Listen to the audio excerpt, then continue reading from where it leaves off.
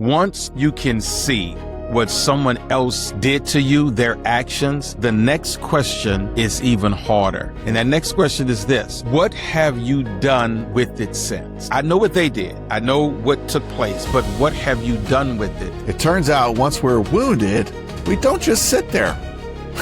We start building walls, building habits, building postures, building ways of surviving.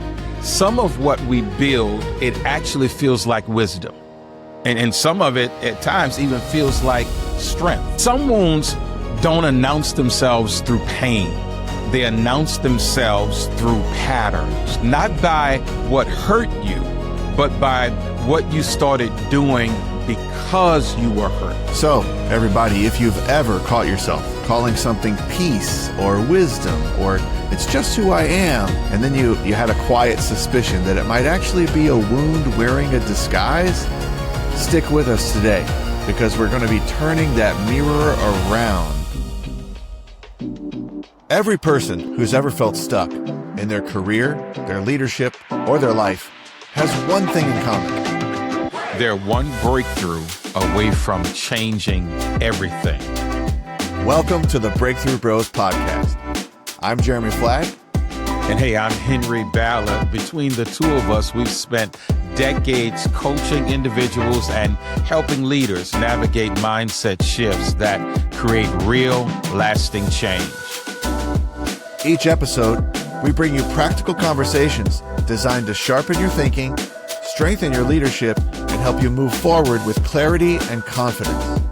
Because sometimes the biggest thing standing between you and your next level is simply a breakthrough in how you think.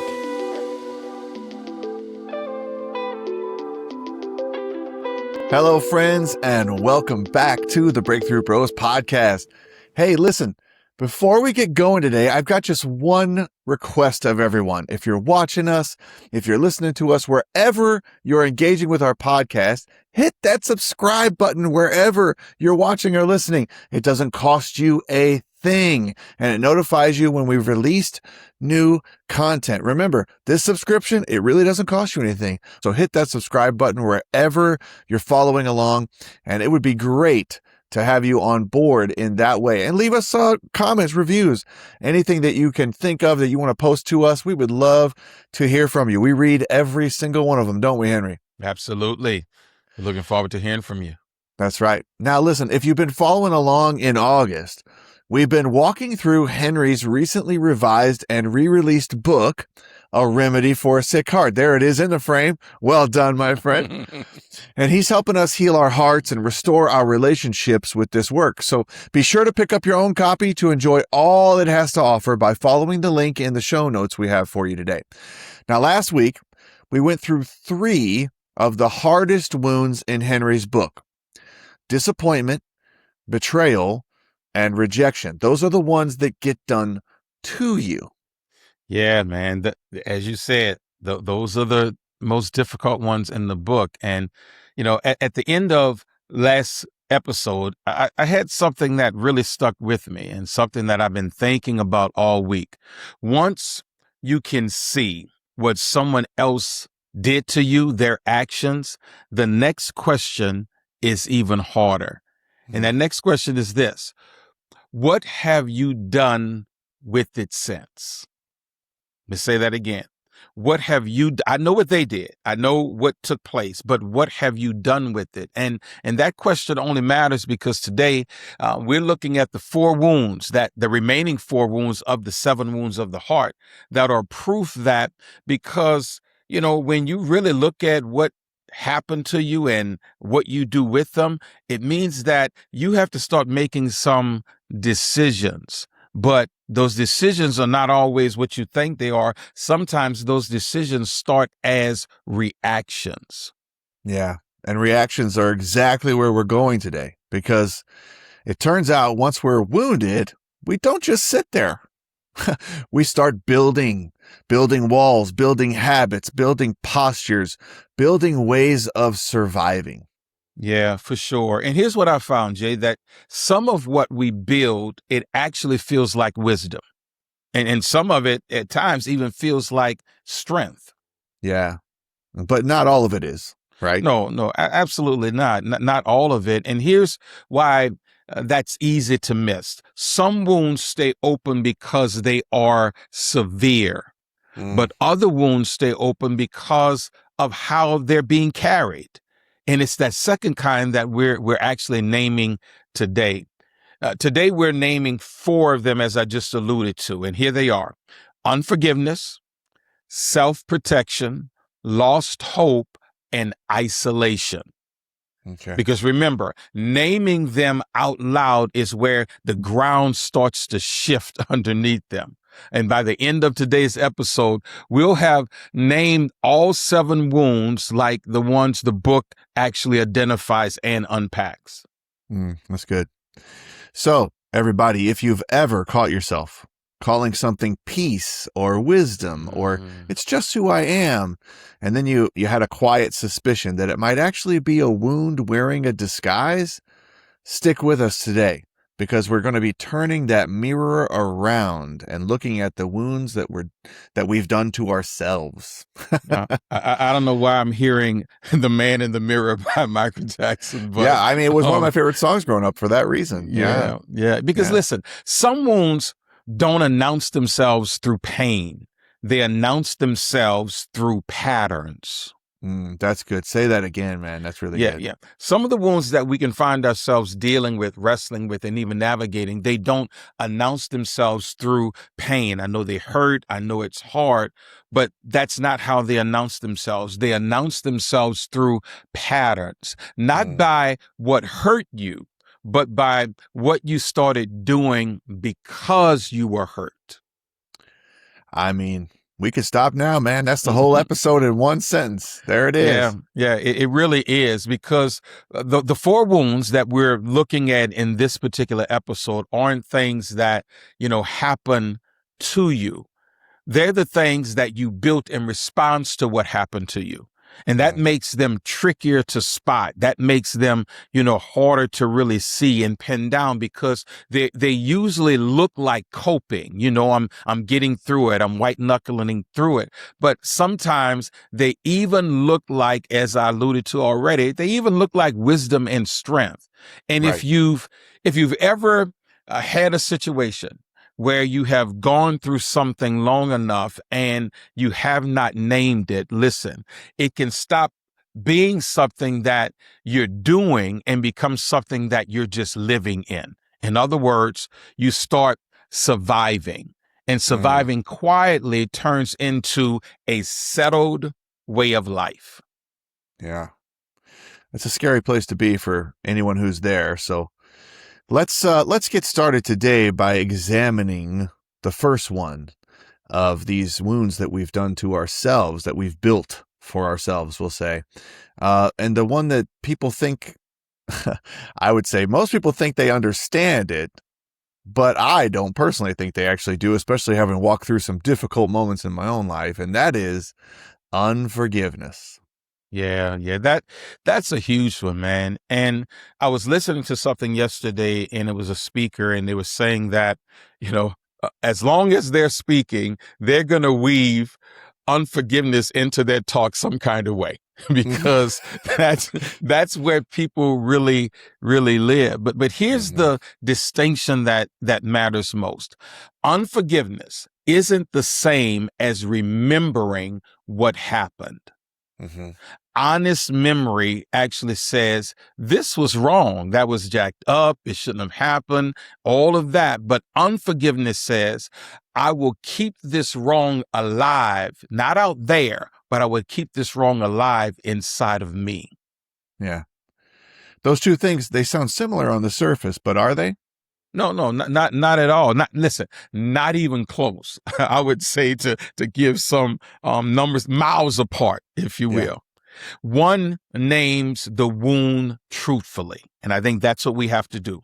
But the other keeps feeding it. It's where we get ourselves into this trap.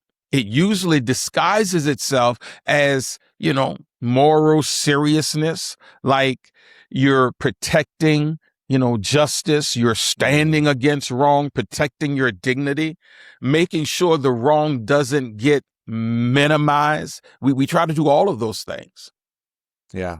And I mean, and in some ways that the way you just described it, like protecting dignity, protecting justice, that sounds almost responsible in some ways.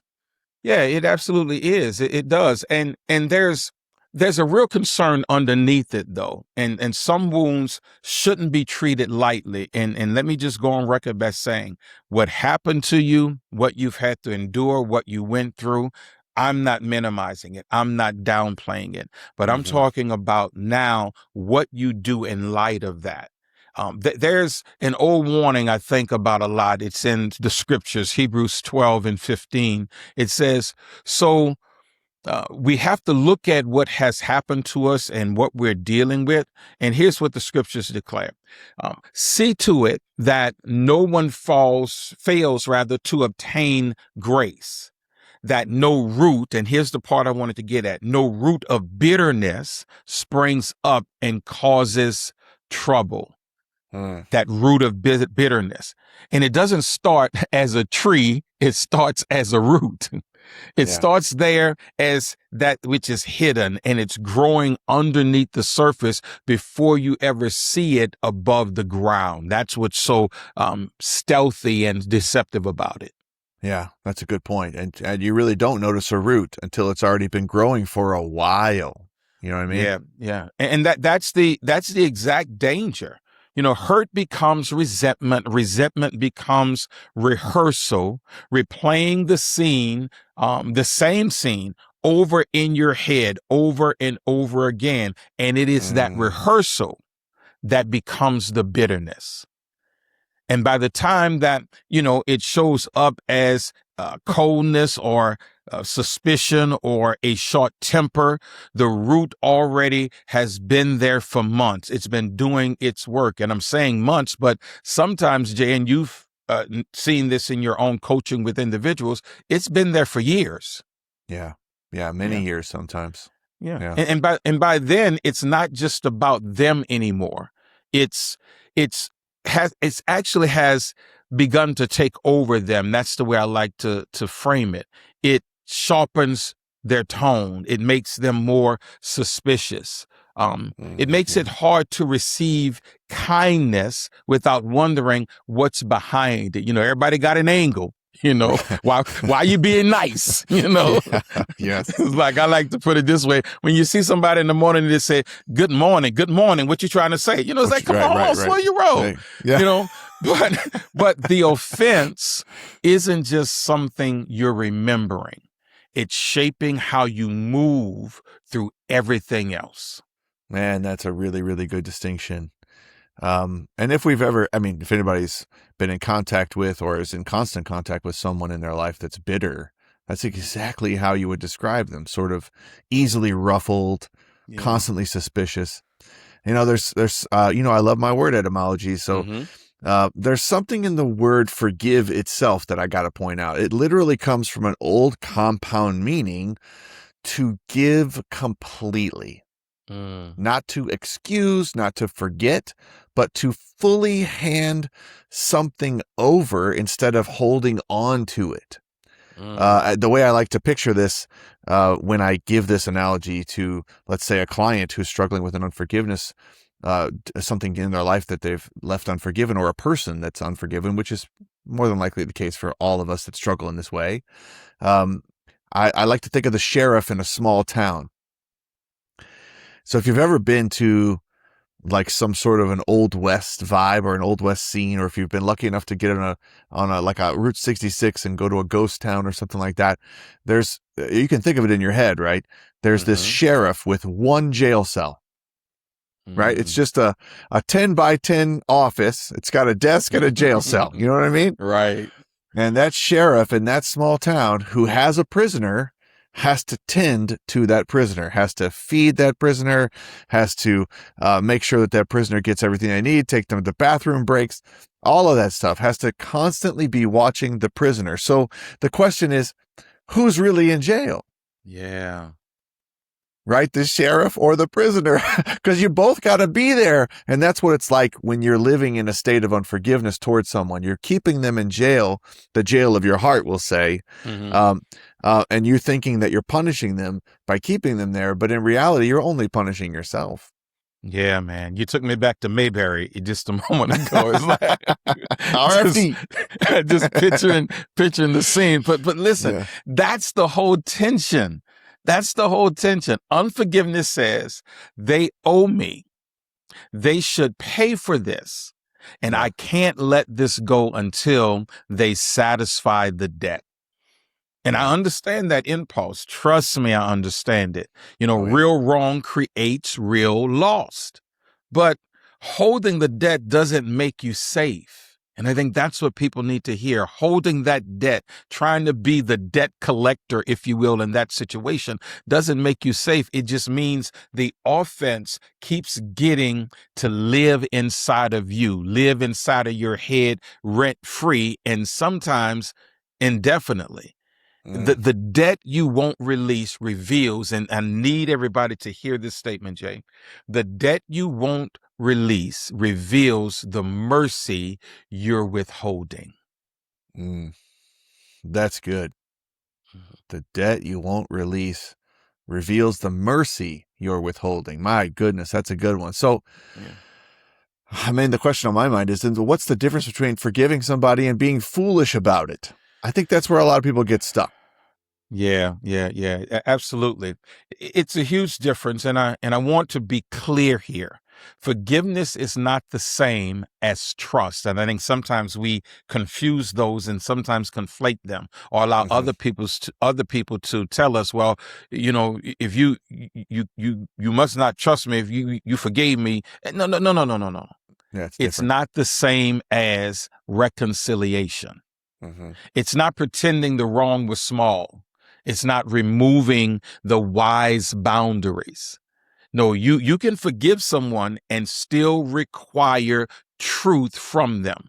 You can forgive someone and still keep distance. Sometimes that's the safe thing. Sometimes that's the wise thing. Forgiveness is not about, holding that grudge, maintaining the bitterness in your heart. No, it's about what you release. It's not a statement that nothing happened. Remember, we're not minimizing, we're not downplaying it. No, none of those makes the debt unreal. It's just that you want to change the dynamic, and the way that you change the dynamic and how you're even showing up, it's you got to change the posture of your heart. You got to change how you're holding it. And that's what you have to do next. That's the next faithful step, as I always put it. Yeah. Yeah. I remember the first time I understood that in my own life it was a relief, right? To hear that forgiveness doesn't require trust, right? It doesn't require reconciliation. It doesn't mean that if I say I forgive you, that everything goes back to the way it was, because it doesn't. And remembering is prudent, like we've already mentioned. Remembering something is what your mind is naturally going to do, right? I mean, you're not going to forget that it happened, but forgiveness isn't for the other person. Forgiveness is for you, right? And I think people avoid forgiveness because they're scared it means they're reopening the door to that person all the way. Yeah. You're my word guy. You break them down. But let me grab the word that you just said, and I'm not gonna break it down, but I'm gonna throw a phrase out there. All right. You just said that it's about being prudent. Yeah. Here's what I want to juxtapose that with. Sometimes for our listeners, for our viewers, people can try to make you feel you're being petty. When they'll say, well, you're holding unforgiveness, you haven't forgiven me. No, I'm not being petty, I'm being prudent. Yeah, that's nice. I'm not being petty, I'm being perceptive. I'm not being petty, I'm looking at it for what it is. And I believe, it doesn't require opening the door all the way, not even close. What it requires is that you stop letting the offense be something you carry instead of something that simply happened to you. Yeah. Think about people who who've forgiven the hardest circumstances that you can imagine. I mean, I know stories. I know you do as well. We see them sometimes in books and, on podcasts and on videos. Someone who forgave the person who killed their child, or destroyed everything that they've built. Yeah. And I'll just press pause, because this is what we do on the Breakthrough Bros podcast. We're just candid. We're just transparent. After Hurricane Katrina, our oldest son passed away. He was 26 years old. And it was some circumstances around it that, was questionable. Yeah. And some of the same people, and here's where I'm going with this, some of the same people who were connected to that and associated with that, whatever happened, are some of the same people that still show up in our lives right now. Yeah. And my wife had to make a decision. Why am I saying this? My wife had to make a decision. I'm not saying that those individuals are the ones who killed our son or who played a part in it, but they knew some things that we will never get the answer to. That's tough. And the hard thing that she had to overcome and navigate is, how do I not imprison myself by trying to make that person pay for it, or feel it, so that person knows something, or all the things that go along with it, because of how I'm feeling. No, I have to release it. And I think that's what we've been saying. I have to be able to release it and make it more about who I am and who I'm becoming than what they may or may not have done. And so again, we've seen it. Children, we've seen it. Things destroyed. And people are able to forgive, not because it was easy. It wasn't easy for my wife. It wasn't easy for me. It wasn't easy for any of us. Not because, we forgot, but, Right. Yeah. but it's because we decided the debt wasn't going to keep running our lives. So what do you do with the debt that you're still holding when it resurfaces? Name it something first. Name it somewhere. Name what took place, what happened. And if you have to, write it down. If you have to, say it to a therapist or even a trusted friend, because in order to navigate it in a healthy way, I believe you have to take the necessary steps so that it doesn't consume you. That's really good, man. I had one more story I might share here, not a personal one, but more of an anecdote or a sort of a visual, that, if you will. It's an old Zen Buddhist story. But I don't know if you've ever heard this one, but it's an elder monk. It's an elder Buddhist monk, and he has a mentee that's following him around. All right. And they approach the river, and they need to cross the river. They find a woman at the river who also needs to get across, but she's having difficulty making it across because of her height, and she can't make it across the river. But she asks the monks for help. Now, this particular order of monks wasn't allowed to interact or touch women. So the young man that's watching the elder watches the elder help the woman by carrying her across the river. And he gets offended because his elder, the one he's following, his mentor, has just broken the rules of the order. Right? The vow of the order is don't touch women, don't interact with women. But here he was picking up a woman, carrying her across the river, interacting with her, and setting her down. So they get back on their path where they're going on the other side of the river, and they're walking for miles, and they must have gone 4 or 5 miles. And this, the mentee, the kid, is just getting upset, more and more upset. He's growing more resentful, and he's getting more angry, and it's starting to show up. And his mentor looks back at him and says, "What are you still angry about?" And he says, well, you weren't supposed to touch that. We're not supposed to touch women. And you touched that woman and you carried her across the river, and you talked to her. We're not supposed to do any of that. And you broke all the rules. Mm. And the wise old man looks at his mentee and he says, I set her down 5 miles ago. Why are you still carrying her? Wow. Yeah. Right? Yeah. Yeah. That's literally what we're saying, right? Yeah. You're carrying something forward that no longer exists in your present reality. Mm-hmm. And it's only hurting your mental state. It's not hurting the other person. Mm-hmm. And I think that's key for forgiveness moving forward. Yeah. I can recall hearing my mom say, boy, put that down before you hurt yourself. All of it applies. Put that down before you hurt yourself. And that's Exactly. literally what you're saying, Jay. It's like, no, we got to put some things down because it has the potential and the likelihood of hurting us. Yes. And, And the relationships around us. Yeah, exactly. Exactly. All right. So that's unforgiveness. That's something that we do to ourselves, believe it or not. It's something that happened to us, but we built up that wall, right? And we started to carry it with us. Yeah. Now, the second thing that we're going to talk about today is self-protection, right? And now a few weeks back, we kind of introduced this.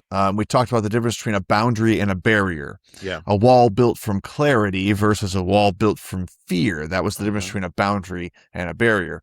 And this is where that idea becomes a full wound of its own. Would you agree?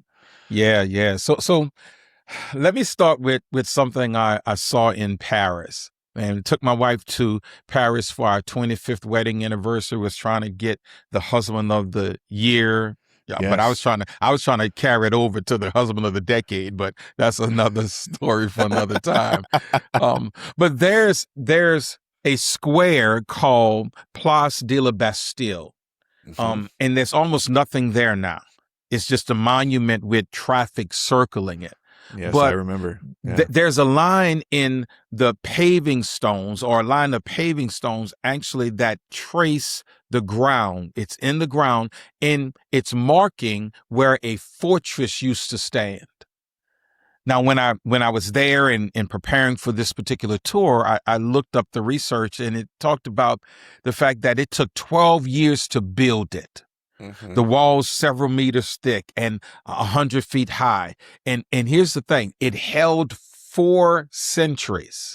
Wow. It held up for 4 centuries. I'm talking about it survived sieges. It survived history. And then in a single day, it fell. A wall that was, and here's the point, a wall that was built for survival that ultimately could not hold. A wall that survived 400 years, built for the survival of that structure of government, was gone in a day. Yeah, gone in a day. Yeah. Gone in a day. And here's how it usually starts. Not badly. After disappointment or betrayal or rejection, the heart actually does something. The heart does what the heart does when we don't feel safe anymore. That's just the reality. It starts building safeguards. It starts measuring what is revealed, controlling the risk, if you will, limiting what reach there is, what it can reach, or who can reach them. And that tracks with what some shame research actually finds to be true. And I know you've done a lot of reading on this, Jay, but people start covering and protecting before anyone's actually confronting them. It's it's the bracing. The wall goes up on the anticipation of being seen, not the exposure itself. And that's a good point. Yeah, you're right. The anticipation, that's a great word, because that's exactly what it is. And it sounds smart when you're doing it, but then you quickly realize it might be something else. You know what I mean? Yeah. It is smart. It's smart at first. I mean, because I'm always careful to, when we talk about this, and I'm glad you referenced the previous episode where we talked about the boundaries and the barriers, because Yeah. I'm always cautious when I talk about this, because I don't want people to misunderstand it. If you have to make sure that you're safe, make sure that you're safe. Mm-hmm. Do the smart thing. Do all of that. But here's what we're getting at. A temporary protective response says, I need a moment. I need to slow down. I need some clarity. Mm-hmm. That's wisdom all day long. But a settled, self-protective life says something different. It says, this is how I now survive. And once that shift happens, the question stops being, what's wise here? What's the prudent thing to do? And it starts being, what's the least exposure I can get away with? That's Okay. the difference. Yeah. So we stopped seeking clarity, and we started to take it as a part of our identity, right? Yeah. Yeah. This is the wall I have built, and this is the way I will work from now on, right? So Yeah. how does that person who's built that sort of self-protective mechanism, how do they show up day to day? Yeah. Well, here's what it's not. It's not cookie cutter, dude. It's not. Right. Well, yeah, no. It's not one size fits all, fits all. Right. It shows up differently for different people. Some go quiet, some share less, some reveal less. Right. Some try to control everything around them, thinking if they manage the environment tightly enough, nothing can surprise them. Some people actually detach. I mean, physically present, but never fully available. There's an old, R&B song. I don't know whether it was the OJ's. Your body's here with me, but your mind is on the other side of town. Yeah. So there's this detachment. You're physically here, but you're not fully present. And then some go cynical and start treating hope itself, like you're just naive. And that's just not the case. Yeah. Yeah, that's what do they say? When they get to that place, you can hear people say things like, it's the hope that kills you, right? Yeah. Because they're already stung. And I guess, the recounting of what it sounds like when you're in that self-protective phase is going to sting a lot of listeners a little bit here, because, I mean, a lot of that is, I've encountered many components of that in my own life at time to time, but I can think of people, like literal people are popping up that are in my life close to me that live this way. So it stings a little bit. Yeah. And really it should, because here's the part that makes this wound so hard to catch. It starts looking like personality. Okay. Yeah, that makes sense. Yeah. People say this, that's just how I am. or I've always been private. No, stop lying. No, you haven't. You know? Or what about this? I don't need much from people. And sometimes that's just, temperament. Yeah, sometimes it could be that. Yeah. Yeah. It is. Sometimes it is. No doubt. But we're talking about when it happens in the context of, let's look back, what someone actually did to you and now how you're responding to it. Right. Yeah. Sometimes what you're calling personality is actually pain that has settled into a pattern. And that's a good point. Yeah. So, to use your private statement, the question isn't, am I private? It's what?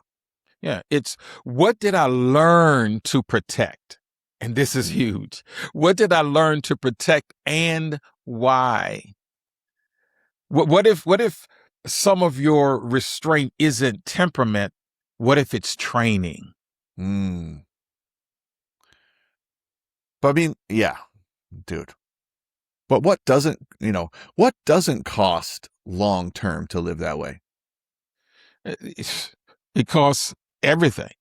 Everything the wall was supposed to protect eventually. What? Tenderness, honesty, closeness, Yeah. the ability to receive care without suspecting it.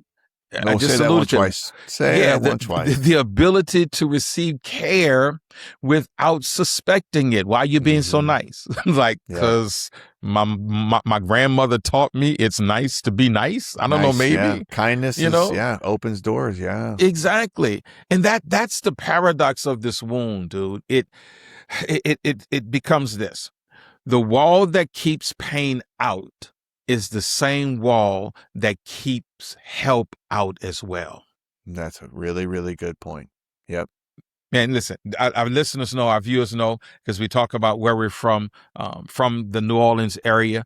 For decades, the levees protecting New Orleans were considered one of the most sophisticated flood systems in the country. Now, don't go walk the streets of New Orleans and poll the people. Don't do that. We're talking we're talking about the flood system and how it was Right. constructed. But then, and the reason why Katrina came. Yeah. In more than 50 places, it failed. Yeah. The levees, the walls, they failed. Not from neglect. And I think that's the easy answer that they gave initially. But it wasn't from neglect. No, the water simply exceeded what the wall was built to hold. Mm-hmm. Let's say that again. The water simply exceeded. You had to be here to live it, but water coming through those breaches, water toppling the storm surge, toppling the levee system. All of that, listen, it simply exceeded what the walls were built to hold. And that's the wound. Yeah.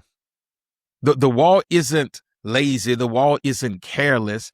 It was just never engineered for what it was actually up against. That's a really good point. And, in this case, the water scenario is what's happening outside of you. Mm-hmm. What you don't see is the life that's coming on the other side of this wall that you've built. Mm-hmm. And you're not going to have an answer for everything, right? Uh-uh. So if the answer isn't building higher walls, because that seems to be the preference from some of us, right, is to protect ourselves, we build that wall around our heart. So if that's not the answer, then what is the answer? 2 words: courageous vulnerability. Okay. Courageous vulnerability. And I want to be precise about that phrase, because people hear vulnerability and they think recklessness. And it's not that. It's not handing deep access to people who haven't earned it. It's refusing to let fear be the only voice in the room. That's significant. Yeah. It's telling the truth where the truth needs to be told. Yes. It's receiving care where care is actually trustworthy.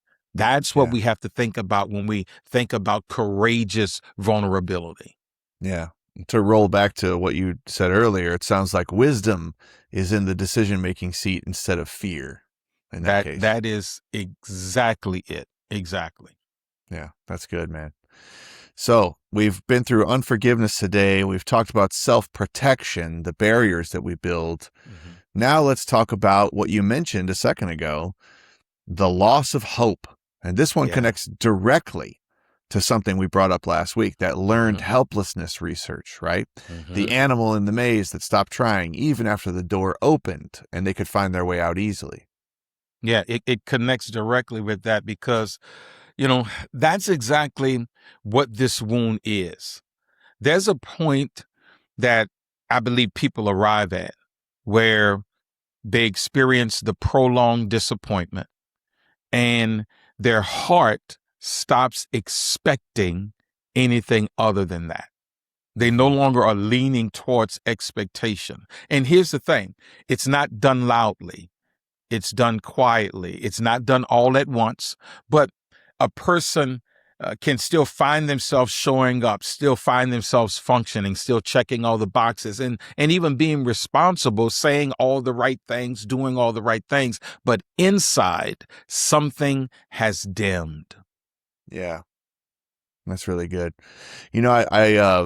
I just wanted to mention here, Henry was being much too kind and shading the actual research on learned helplessness for everyone on the podcast. But I'm going to go ahead and give you the real, because the reality of that study is it was pain driven, not maze driven. He knows this, but he just didn't want to make a big deal about it. But here's why. Here's why. Yeah. Keep your thought. We're the breakthrough. We're the breakthrough bros. Yeah. We have lanes. We have roles. Yes. And here's how I'll state this and insert it here. Give your explanation. You said I was being far too kind. Yeah. You're shocked. I'm off. That's fair. I mean, sometimes that's true for sure. I mean, in this case, the learned helplessness situation, it was actually done with dogs, right? Yeah. But they've never allowed the researchers to do this again. It was never allowed to be done twice. There are some psychological studies that have been done on animals and on humans that are so, let's say, inhumane, that the doctors around them, their peers that reviewed their study, were like, no, that's not right. You can't do that again. Now, we can use the data that came from that study once, but we can't do it twice, right? Because it was too cruel. And in this case, what actually happened with these dogs was they had a room set up in a quadrant. So let's say like a 10 by 10 room in a quadrant, right?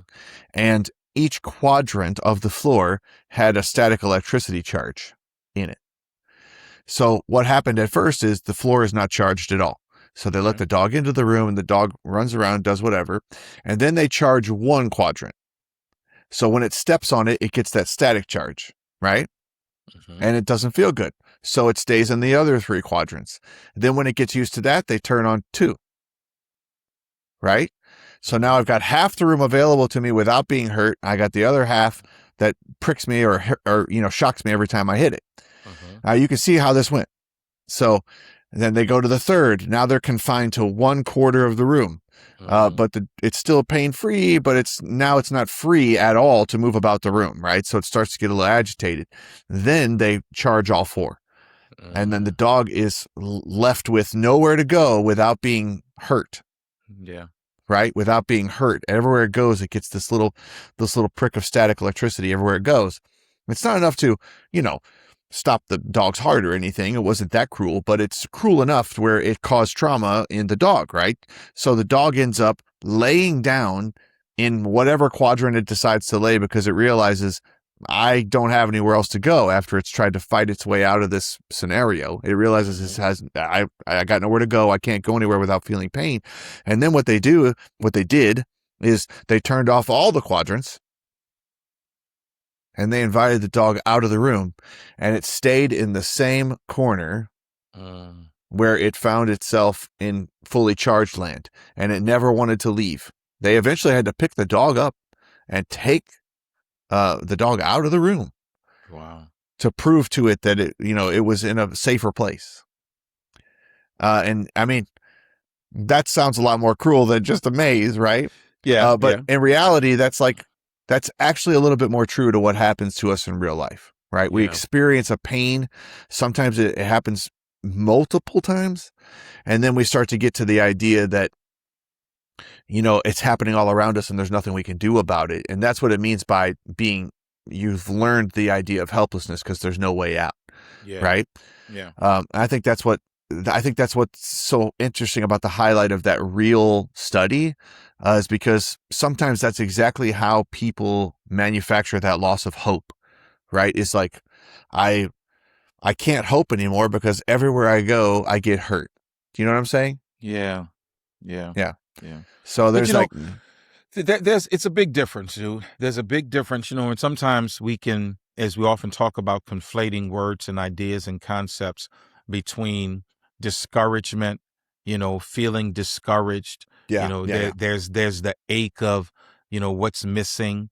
wishing that things were different. But lost hope is a different beast, bro. It's a different Yeah. animal. You know, it Yeah. it Yeah. literally becomes this. Lost hope settles into a conclusion. And that's probably, what we often don't look at it as, but that's what it is. And it's saying this isn't going to change.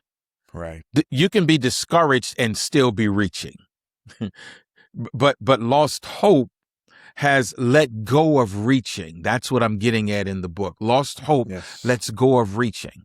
Yeah. And here's a way of actually catching it. Even in yourself, our listeners and our viewers. You catch it by listening to your language.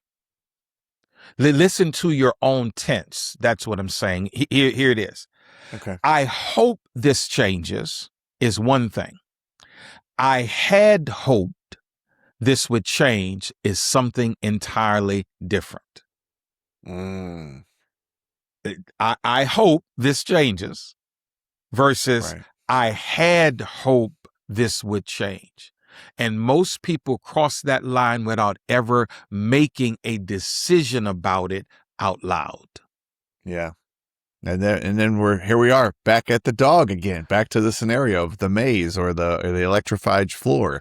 The door opens, but they don't move. The heart doesn't move anymore, right? Because somewhere along the way, you learned that trying just doesn't matter. Exactly. And here's the phrase I think is most helpful and most useful. At least I've seen it play out this way. Yes, in my life, but also in the people that I've coached.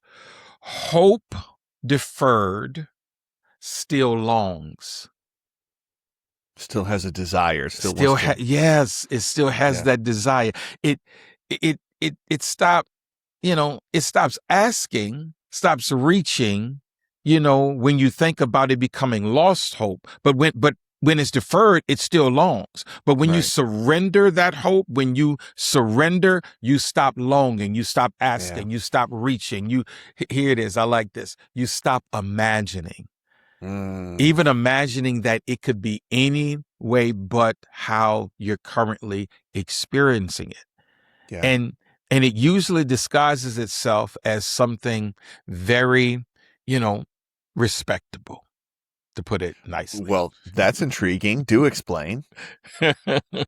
What I mean by that is this. The word realism, and I hate throwing words out because you're probably going to take it and dissect it into all those No, I won't do that. I promise. Okay, all right. But realism. I'm here. It is. It's saying I'm just being realistic. Oh yes. I'm just not, setting myself up again. I'm just protecting my peace. And look, hope shouldn't be naive. Not what I'm saying at all. Wisdom matters. Experience matters. That safe place and safe environment matters. But realism and resignation aren't the same thing. Agreed.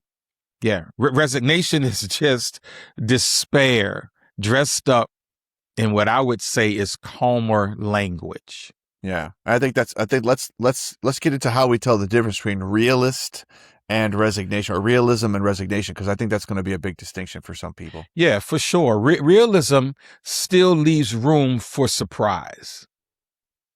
But resignation has already closed the door on it.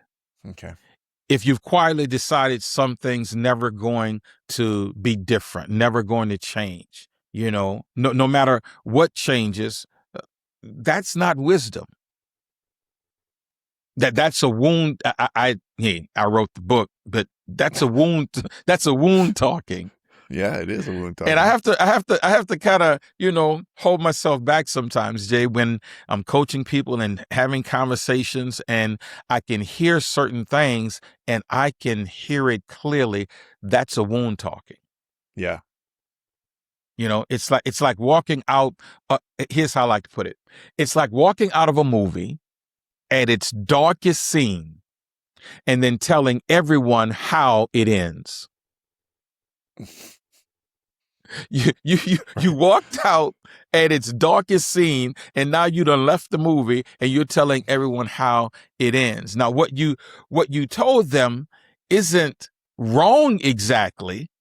It's just incomplete. It's not incorrect, but it's incomplete. And it's incomplete because you don't have that. You only have the version that you have. And you have the version that you have because you left too early. You didn't stay till the end of the movie. And that could be dangerous. Yeah, I mean, yeah. In real life, that can be dangerous, right? Because you're incomplete, right? Incomplete. And you're functioning off of, information that may even, and I'll put it this way, that may even be factual. Of course, yeah, because it happened. I mean, if you're left in the darkest part of the movie, you still saw the movie, but you only saw it up to a certain point. It's factual, but it's not final. Exactly. There it is. Factual, but not final. It's factual, but it's not final. I think it was, the great Les Brown, at least I heard him say it, whether it originated with him or not, but I heard him say one time, you don't know enough about your future to be so negative.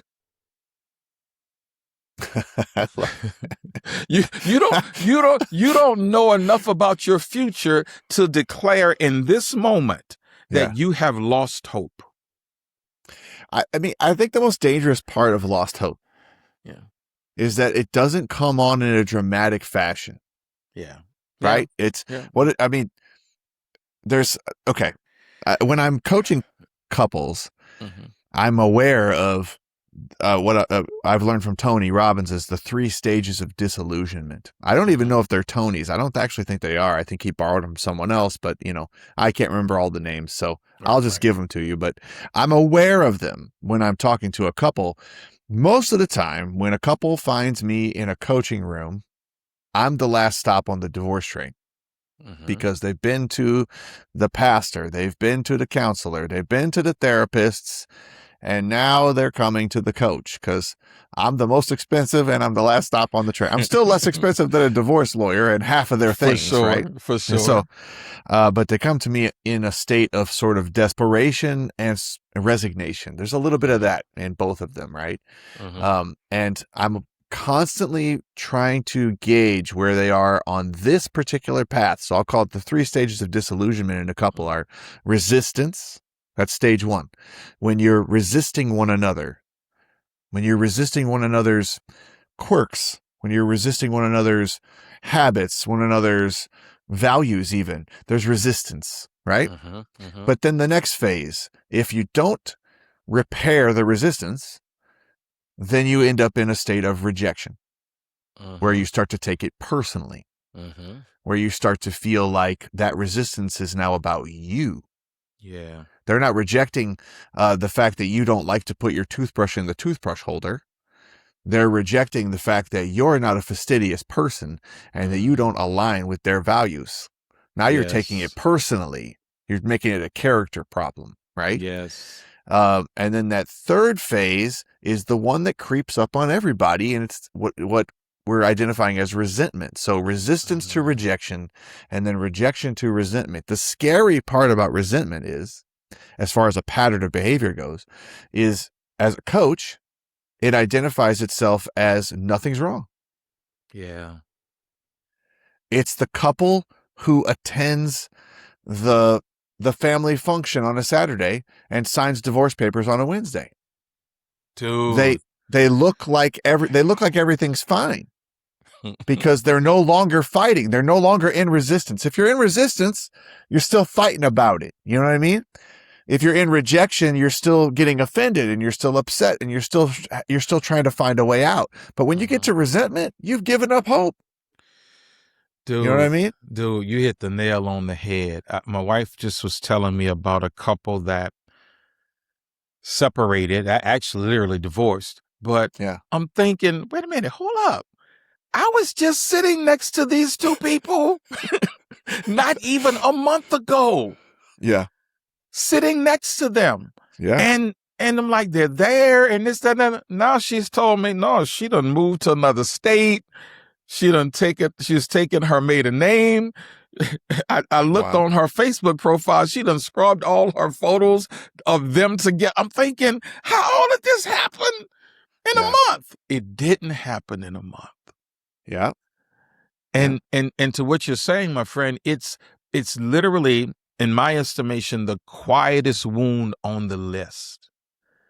Because people can function for years with a fully hopeless heart underneath a fully functional life.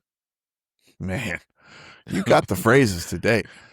People You can know, function for years with a fully hopeless heart underneath a fully functional life. Man, truer words never spoken. It's so true. yeah. Yeah. And here's what it looks like. You're showing up. You're getting things done. You know, you're still looking stable. You're still taking the vacation. You just came off a cruise. You're doing all the things. You know, but running on maintenance instead of expectation. And usually there's a real reason it gets filed as closed. Some line up with, you have to, I keep beating this drum. Gotta understand where you are in a relationship. Safety matters. But some line up, some of the situations line up when you think about how private they are. And privately, you have to make certain decisions. And you make these decisions, and here's where they push you to. They push you to the point of no return. Mm. And maybe if that's somebody's situation here that's listening to us today, somebody's situation that's watching us, or maybe you know somebody in this dynamic. They've been in it for years. Or maybe it's a conversation that didn't go the way that they needed it to go, or the way that you needed to go. And once that line is crossed, once you cross whatever that line is for you, hope doesn't announce itself. Here's how I like to put it. Hope doesn't announce its own funeral. It just quietly stops RSVPing. If I was holding my mic, Jay, I would let that be a mic drop moment right there. You know, let me say it again. Listen, lost hope doesn't announce its own funeral. It just stops RSVPing. You're not showing up to the party. Yep. Yeah. You got it, my friend. Wow, we've traveled some dark spaces today. Unforgiveness, self-protection, lost hope. Let's get to the last one. Yes, sir. For me, this is the one where I think people fool themselves the most. And this one's isolation. I can't resist my word etymology on this one. Isolate comes from the Latin word for island. So to isolate someone literally is to make themselves into an island. Wow. Yeah. Yeah. Yeah, that's good. And that's exactly the picture. And I want to draw a hard line here because people confuse this constantly. Isolation is not the same as solitude. Let me say that again. Isolation is not the same thing as solitude. No, solitude turns, something, it turns into something that you do for renewal. That's the best way to put it. It turns something that you do for yourself, and it's to renew. But isolation turns inward.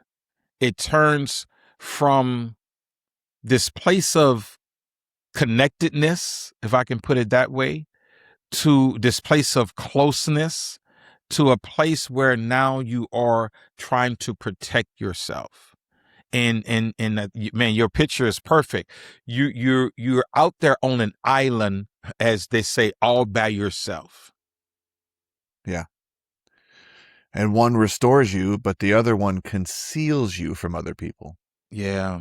And that's the difference in one sentence. I like how I can say a paragraph, bro, and you come with one sentence and you like just put it all in a nice bow for everybody. But listen, it forms. Here's what I want them to hear as we wrap up this last wound. It forms slowly through conversations that never became safe, through needs that were unnamed long enough that you stop naming them.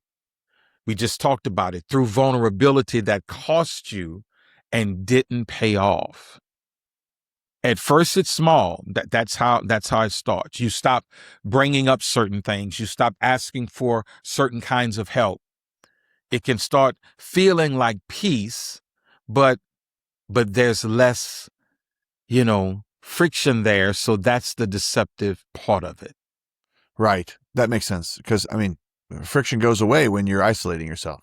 Yes. There's nobody around to bother you. Mm-hmm. But quiet doesn't always mean peaceful. And we said Yes. that a few episodes back as well. Yes, for sure. Same principle, but deeper layer. Mm-hmm.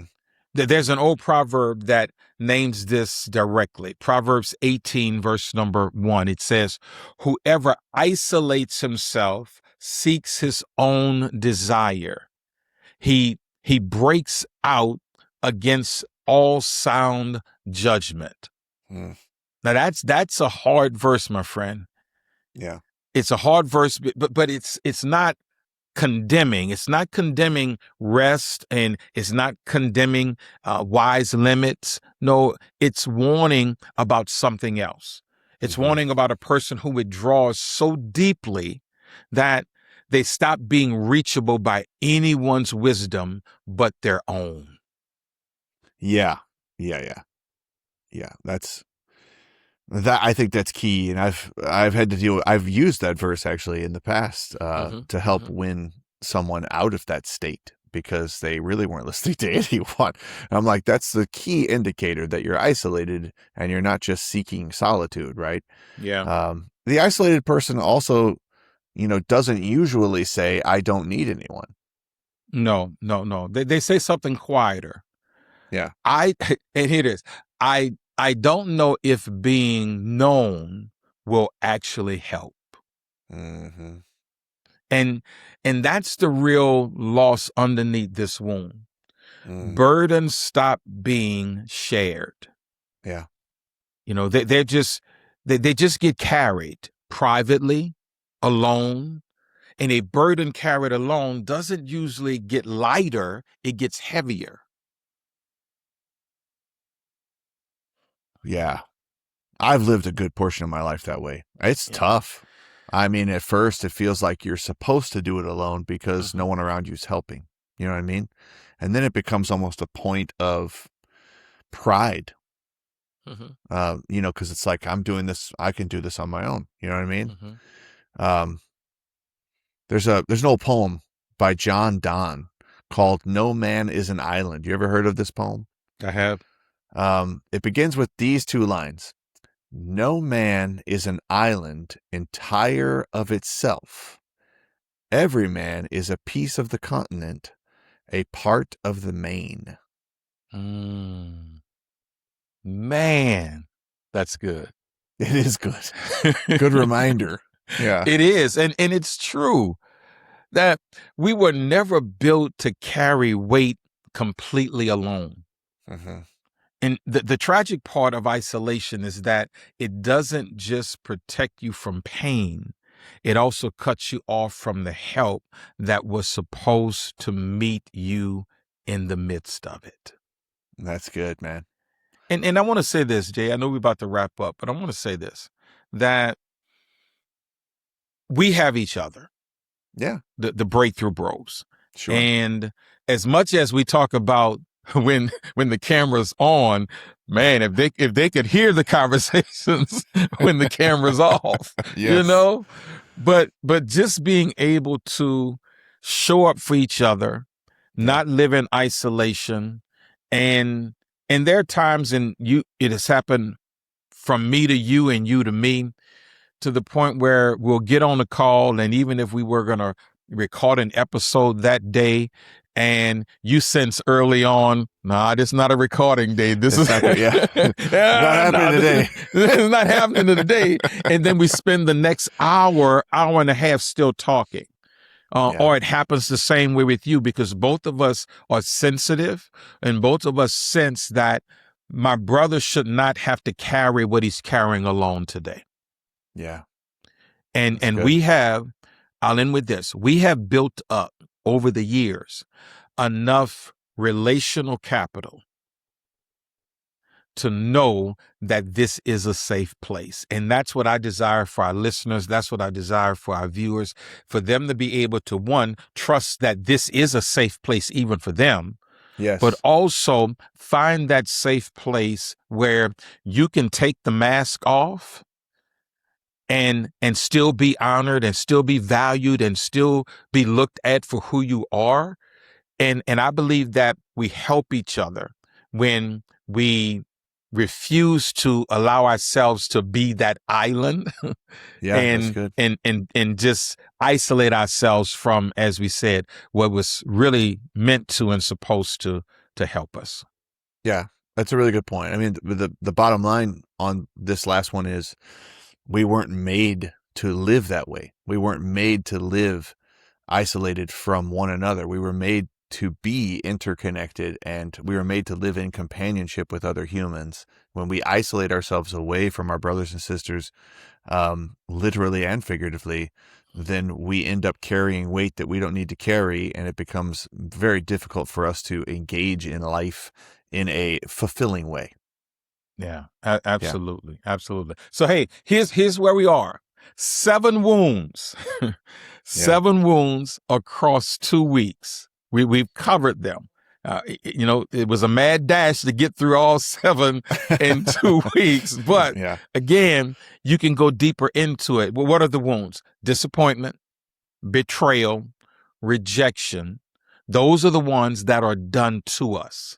Yeah. But then there's unforgiveness, self-protection, lost hope, and what we just ended with, isolation. Those are the ones that we build in response to what has been done to us.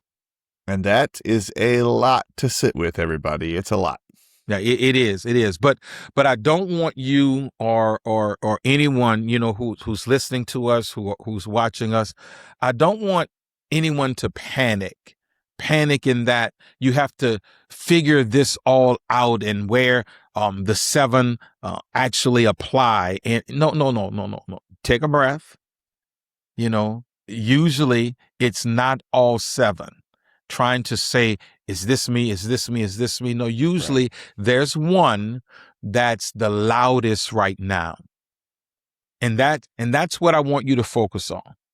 They're not separate from each other. That's not what I'm saying. Sometimes they overlap. Disappointment can lead to self-protection. Betrayal can deepen into isolation. Rejection can fill and feud and feed lost hope. They're not disconnected per se, but you don't need every category to fit perfectly. You just need to notice which one is actually running your responses right now. When I say running your responses, I'm talking about running your relationships, running your decisions. And this week, that's where you start. Start right there. Yeah. That feels more doable. That really does make it feel more doable than 7 separate problems that might be happening in someone's soul. I'm just looking for the one thing that's really challenging me in the moment, right? Yeah. So let's end with our breakthrough challenge. Speaking of challenges, this week's breakthrough challenge. We're gonna have to get what do they call that? Like a music or something that comes like a little on. tag, like a ding or something. The breakthrough challenge. Something like an audio tag. Audio tag, whatever. There we go. Sound effect or whatever. So listen, this week's breakthrough challenge. Of the 7 wounds that we've now named across these 2 weeks, ask yourself honestly, which one is leading right now? Not which one sounds most dramatic. No, don't start there. Which one is actually running your decisions this week? And once you've named it, I want you to do this because, again, it just fits so perfectly, Jay, when we just talked about not living in isolation. Tell a trusted person what you found. Yeah. Out loud this time. I know we have our inner dialogue, but tell a trusted person. Don't just write it on paper. That helps as well. But tell a trusted person what you found. Yeah, that's good. By the way, we are also trusted people. So if you want to tell us, you can always send it to us here at hello@thebreakthrough bros. We'd be happy to field that email and respond in kind because we care about you guys and we want you to continue to grow and challenge yourselves to grow. And that's exactly what we would like you to do. So as a result of challenging you to grow, next week, Henry and I are going to start getting into the remedy of this thing, not just the problems anymore, not just the issues, Yes. and not just the wounds, but we're going to be talking about the remedy for your heart. So 3 practical frameworks for actually working through what we've spent these weeks naming: how to communicate honestly, how to rebuild trust, and how to move from blame to responsibility. That's all coming up in the next couple of weeks. Man, you don't want to miss it. Naming the wound was step 1. Next week, we're going to start doing something about it. That's good, man. Don't miss out. Subscribe. Hit that button right down there. Wherever you're listening, wherever you're watching, hit that button. It's completely free and you won't miss a thing coming your way. It'll notify you and it'll be a lot of fun to follow along with us as we continue to give you some of the best of what we have to offer. My boy Henry and his book, you got to go get his book too. That's in the show notes, A Remedy for a Sick Heart. Don't forget to go grab your own copy so you can go even deeper than what we're able to give you here on these episodes. So let's recap today's breakthrough concept. The wounds done to us and the wounds we build in response are not the same thing. But both of them run quietly until we name them.